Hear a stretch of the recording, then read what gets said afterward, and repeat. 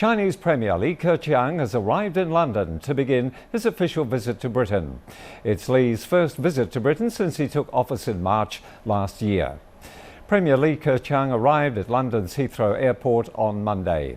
Chinese Ambassador to Britain, Liu Xiaoming, and senior officials of the United Kingdom welcomed the Chinese Premier at the airport. Li's tour comes as China and Britain are celebrating the 10th anniversary of their strategic partnership. During his stay in London, Li Keqiang will meet Queen Elizabeth and hold an annual meeting with the British Prime Minister David Cameron. He'll also attend the China-UK Global Economic Roundtable and the China-UK Financial Forum. Also in the itinerary is a speech to top British think tanks and a meeting with business leaders from both countries.